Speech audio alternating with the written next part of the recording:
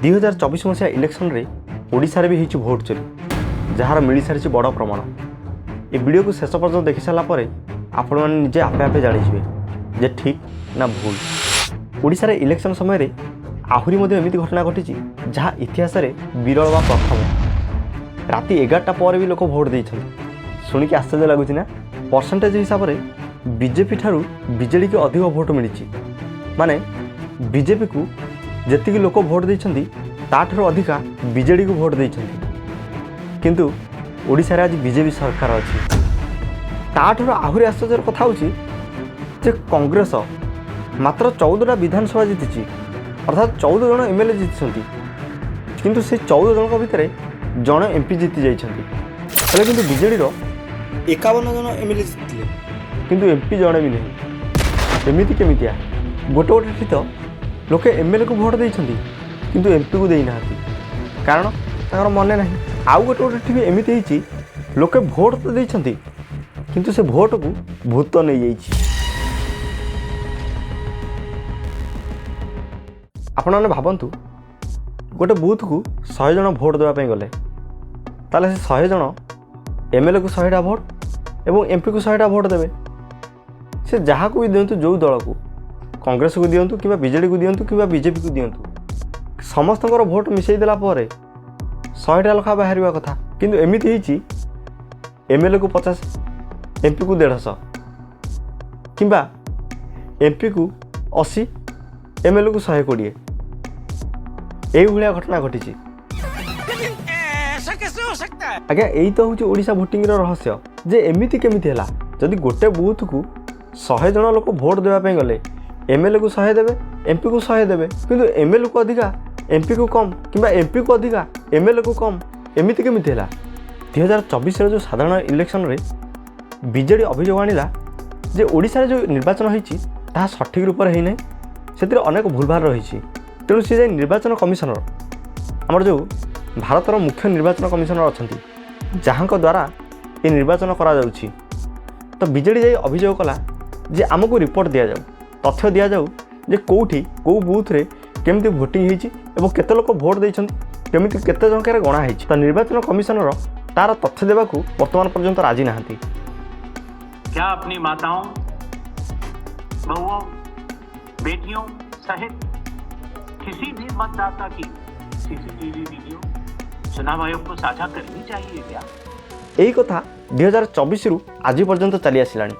ये जो भोट चोरी कथाटा केवल ओडिशा रे नुहे एटा ओडिशा बाहर मध्य एवं अन्य दल मध्य एमिति कि भारतर वर्तमान जे मुख्य विरोधी दलर नेता अच्छा राहुल गांधी भोट चोरी मुख्य आसामी प्रधानमंत्री नरेंद्र मोदी बोली कहते। अगर हमें इलेक्ट्रॉनिक डेटा मिल जाए हम साबित कर देंगे कि हिंदुस्तान का प्रधानमंत्री चोरी करके प्रधानमंत्री बना है। याद रखिए बीजेडी रो कहबा अर्थ फॉर्म 17C संगे फॉर्म 20 रो मैच होना।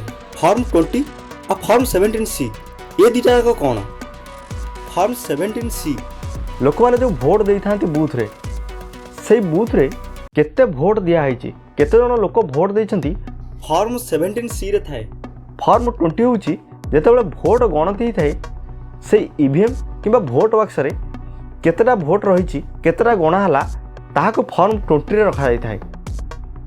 मोटामोटी भाव में बुझा गले जदि 100 जन लोक भोट देइछन्ती फॉर्म 17C रे 100 लिखाई जे 100 जन भोट देइछन्ती एवं जेतेबेले गणा हबो फॉर्म 20 रे लिखा जिवो जे हाँ 100टी काउंट होईछि। तो बीजेडी रो कहबा अर्थ फॉर्म 17C आ फॉर्म 20 ए दुईटी जाक मैच करू नाही एवं से किछिटा स्थानर मध्य उदाहरण देइछि। फुलबाणी रो 57 नंबर बूथ रे 682 रो भोट लोक देइछन्ती अर्थात 17C रे फिलअप होईछि जे 682 किंतु फॉर्म 20 रे ताहा 0 गणति गला बेलकू टोटाल कहीं मध्य भोट दे नाहांती। ताले से 682 भोट गला कुआड़े केवल से गोटे जगह नुहे तालसरार 165 आ 219 आ कुचिंडार 53 नंबर बूथ। फुलबाणी रे जो घटना ये 3टा जाक स्थान रे समान घटना। बीजेडी रो कहबा अर्थ संध्या 5टा रु 11:45 भितर भोटर परसेंटेज हार वृद्धि पाई अर्थात जेतिकी लोक संध्या 5टा पूर्व भोट देते संध्या 5टा पर ताठारु अधिका लोक भोट देइछन्ती। एमिति कि मुख्यमंत्री जो स्थान में ठिया होते जो निर्वाचन मंडली में मुख्यमंत्री ठिया होते से निर्वाचन मंडली में संध्या 5टा पर 10% भोट वृद्धि पाई। बीजेडी कहवा अर्थ 147टा आसन रु 58टी आसन में टोटाल यही देखा मिली जे कहा सहित कहार संख्या मैच करूना। ओडिशा कांग्रेस पीसीसी सभापति भक्तचरण दास तांको कहवा अनुसार संध्या 5टा रु 11:45 भितर 42 लाख लोक भोट देइछथि। ओडिशा रे संध्या 5टा रु 9टा भितर 42 लाख भोट पड़ी। एते कम समय भितर संध्या बेले 42 लाख भोट आसिला केमिति? एते लोक भोट देले केमितिया? भक्तचरण दास एकथा मते कहछथि जे तांकर विधानसभा आसन जो जगार 6टा रु 7टा प्रार्थी जीति से अंचल में जड़े एमपी जीति किंतु बीजेडी एमती 2-3टी जगार अच्छी जोठी विधानसभा आसन बीजेडी 5टा रु 6टा लखा जीति किंतु ताकर जड़े मात्र एमपी जीति पारे केमिति? आमे 14टी विधायक जीतिछु एवं आमर गोटे एमपी जीति से एमपी क्षेत्र में आमर एमएलए समस्ते जीति बोली आमर गोटे एमपी जीतिला किंतु BJD Kalahandi for example Kendrapara for example विभिन्न संसदीय क्षेत्र में 5 जन 4 जन विधानसभा जीतिला पर भी एमपी तांकर हारी कहीं जो दल दिने 10 रु 12 एमपी जीति तो एथर को कौन एमती असुविधा है जो जड़े मात्र एमपी जीति पारे। आपण मैंने राहुल गांधी तो बम गुड़ाक सब देखिथे atom bomb hydrogen bomb Rahul Gandhi जो बम गुड़ाक सब फुटेले ताहा आपण मैंने निश्चित भाव में दिन दिन देखिथे। तथापि इलेक्शन कमिशनर रिपोर्ट दौना एपर्यंत कहीं कारण कौन? आम जो बीजेडी कथा देखा ओडिशा रे 2024 मसीहा ठारू आज पर्यंत बारंबार निर्वाचन कमिशनर को रिपोर्ट कर सारा पर से कौन तथ्य देना। यार कारण कौन? निर्वाचन कमिशनर कहवा अर्थ जे एमिति किसी घटना अच्छी एमिति किसी तथ्य अच्छी जहाँ उपर कोर्ट रे वर्तमान विचार चली आम से तथ्य को परिप्रकाश करूँ ना। तो से भाया ओडिशा बीजेडी 28टा केस वर्तमान कोर्ट रे विचार चली तो बीजेडी कहवा अर्थ से 28टा को छाड़ी आउ बाकी जतक रहा तार तथ्य आमको दिंतु किंतु ता उपर इलेक्शन कमिशनर किसी कहवाई नाराज और तापर तथ्य देवाई आग्रह देखुना। तो या पछर प्रकृत कारण कौन होता है? आपण मैंने देखिथे यही सब कथा उपरे जदि कौन राजनैतिक दल इलेक्शन कमिशनर को प्रश्न पचारुछि किंतु बीजेपी वाला को बाधि जाउछि या पछर कारण कौन? इलेक्शन कमिशनर ना बीजेपी ना बीजेडी ना कांग्रेस ना अन्य को दलर इलेक्शन कमिशनर होउछंती स्वतंत्र सी होउछंती स्वाधीन समस्त समान सी जहाँ भी निष्पत्ति नेबे समस्त ताको मानिबा बाध्य किंतु अन्य दल माने जदि सेमाने सेमानकर किछि भूल रही सेमाने इलेक्शन कमिशनर आगे तांकर दाबी रखुचंती से बीजेपी कहीं आपत्ति करुछि यार कारण कौन?